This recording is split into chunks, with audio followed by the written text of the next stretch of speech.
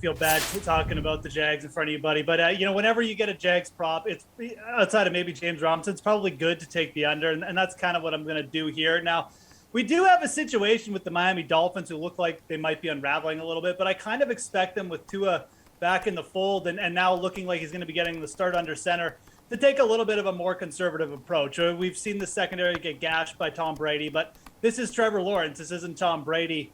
Trevor Lawrence so far, he's hit the over on this mark a couple times. He's also hit the under badly on this mark 3 times, and it's the efficiency with Lawrence that's coming and going. He has averaged 8.4 yards per pass attempt over his last 2 games, but you look at who he's faced, the Tennessee Titans in an up-pace matchup. I just feel like this one is going to be a lot slower pace than we think because Tua is back, because the Dolphins are going to be trying to right the ship, and I'm going to take the under on Trevor Lawrence's passing this week. Okay, man. Kenny, how about you? Just explain to me why you're taking the over.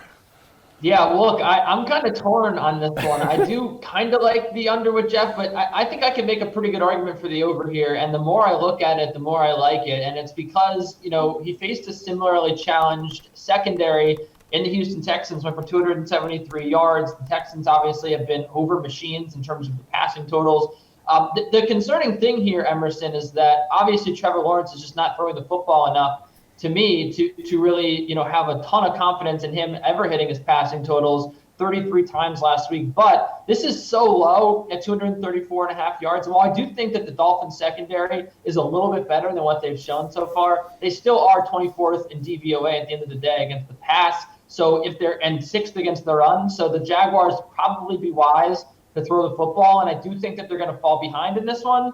Just given the fact that, this is, I think, a sneaky good offense against this defense that's kind of struggled. So I think that Trevor Lawrence, the game script fits him throwing the football a lot. And when you mix that in with a struggling secondary and a really, really low total, it is London, and crazy things happen in London. It's an unpredictable game all the time. I think the Jaguars could just go out and win this game. But I think that Trevor Lawrence get this over. Dude, the Jags are a different team when they're across the pond in London. They can't be stopped. Pierce, do you think Trevor Lawrence will be stopped? So you're going to, take the under here on his passing yards prop. You can't stop our Lawrence and Savior. Yeah! He's going over in this game. This is easy. Xavier Howard and Byron Jones are good cornerbacks, but they're not healthy. They're not practicing.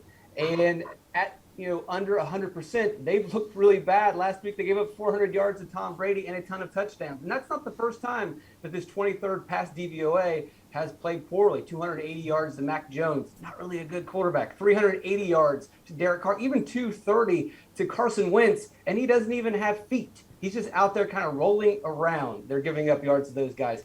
Lawrence will pass against this team. And Geoff talked about, 3 of his games weren't that good. 3 of his games were against some of the best defenses in football. You look at the times where he played subpar opponents like Houston and Tennessee, he put up massive numbers. So this number is way too low. And it's basically a quasi-home game for the Jags.